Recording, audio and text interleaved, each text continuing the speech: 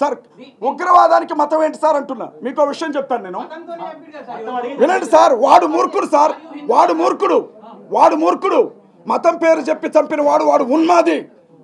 ఎవడైతే మతం పేరుతో ఎదుటి మతాల వాళ్ళని చంపుతున్నాడో వాడు క్రైస్తవుడైనా ఉన్మాది, వాడు హిందువైనా ఉన్మాది, వాడు ముస్లిం అయినా ఉన్మాది. మీరు ఉగ్రవాదాన్ని ఒక మతానికి ఎలా అంటగడతారు? ఎవరు?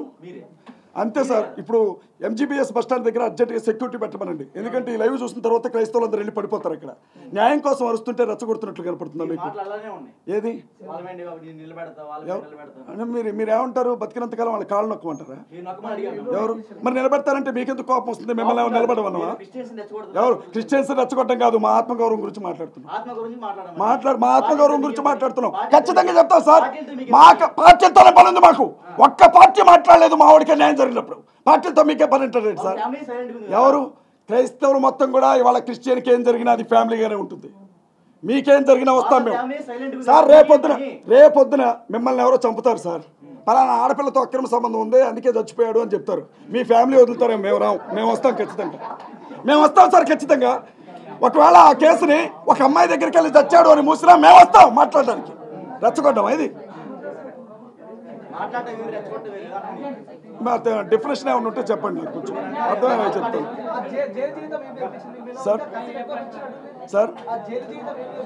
సార్. తల్లి ఒక్క నిమిషం, ఒక ప్రశ్న అన్నా. ఒక్క విషయం, కోర్టులను మాత్రమే నమ్ముతున్నాం. కోర్టుల మీద మాకు పూర్తి నమ్మకం ఉంది. న్యాయ వ్యవస్థ మీద మాకు పూర్తి నమ్మకం ఉంది. న్యాయవాదిని నమ్ముతాం, కోర్టులో పనిచేసే క్లర్క్ను కూడా నమ్ముతాం సార్. మేము ఈ దేశం ఈ రోజు ఇలా ఉంది అంటే దానికి రెండే కారణం. ఒకటి రాజ్యాంగం, రెండవది న్యాయ వ్యవస్థ. మేము బలంగా నమ్ముతున్నాం. ఎవరు? ఆంధ్ర కోర్టులో కేసేసాం సార్. కేఏపాల్ గారు కేసేశారు. ఆగస్టు నెలలో మళ్ళీ దానికి సంబంధించిన హీరింగ్ ఉంది. ఓడిపోయారని మీరు ఎలా చెప్తారు? జైలు దగ్గరికి వెళ్ళొచ్చాక ఏం నేర్చుకున్నారని అన్నారు. నాకు జైలు జీవితం చాలా నేర్పింది సార్. ఒక్కసారి జైలుకి వెళ్ళినా, ఒక్కసారి చావు బ్రతుకుల మధ్య హాస్పిటల్కి వెళ్ళినా చాలా విషయాలు తెలుస్తాయి సార్. చాలా విషయాలు అర్థమవుతాయి. అప్పుడు ఏం తెలిసింది అని అంటే సార్, సైనింగ్ అథారిటీ లేని వాడు ఎంత గొప్పోడైనా సరే వాడి బతుకు కుక్క బతికే భారతదేశంలో అని నేర్చుకున్నాను నేను. సంతకం పెట్టే స్థానంలో మనవాళ్ళు ఉండాలి. అలా లేకపోతే మనకు న్యాయం జరగదు అని నేర్చుకున్నాను నేను. అధికారులు అన్యాయం చేసినా ఎదురు తిరిగి ప్రశ్నించడానికి మన శక్తి సరిపోదు అని నేర్చుకున్నాను నేను.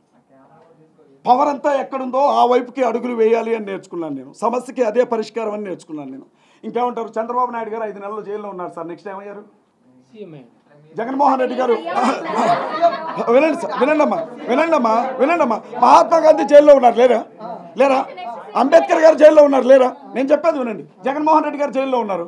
అదే వాళ్ళ రేవంత్ రెడ్డి గారు జైలుకి వెళ్ళి వచ్చారు అంటే ఎవరికి? నాకంటే ఎక్కువ సంతోషం దొరికింది. మీరు కూడా 2 వారాలు వెళ్ళరండి, చాలా బాగుంటుంది. మీరు కూడా వెళ్ళరండి. మతాల గురించి చెప్పడం, ఈ రోజు ప్రభుత్వాలను అంతా కూడా వేరే విధంగా మాట్లాడడం, అందరినీ క్రిస్టియన్ కమ్యూనిటీ మొత్తాన్ని కూడా మీ వైపు తిప్పుకోవడం. నెక్స్ట్ మీరు అంటే ఇప్పుడు కాంగ్రెస్ నుంచి కూడా రిజైన్ చేశానని మీరు చెప్పారు కాబట్టి నెక్స్ట్ మీరు పార్టీ పెట్టుకోవడానికి ఇదే తొలిమెట్టు అని చెప్పి మీరు అనుకుంటున్నారా? దీని నుంచి మనం అది ఒట్టి ఆలోచన. ఇన్ని చెప్పిన అది నిజమైతే అదే మాట చెప్తాను కదా. పార్టీ పెట్టి కాదమ్మా, ఒక నిమిషం సార్ అడిగారు కదా. పార్టీ పెట్టడానికి నెలకి 25,000 ఈఎంఐ కట్టడానికే ఎట్లా అని ఆలోచించే వ్యక్తిని పార్టీ పెట్టి ఎక్కడ సంస్థ నడపాలా? నాకు వచ్చారు బాగా ఇస్తారమ్మా. మీరు కూడా క్రైస్తవులందరూ ఫండ్స్ ఇస్తారు. మీరు కూడా ఇమీడియట్గా క్రైస్తవుల తరఫున మాట్లాడండి. అకౌంట్ ఒకటి ఓపెన్ చేయండి. కావాల్సిన తడపు ఎవరు ప్లీజ్.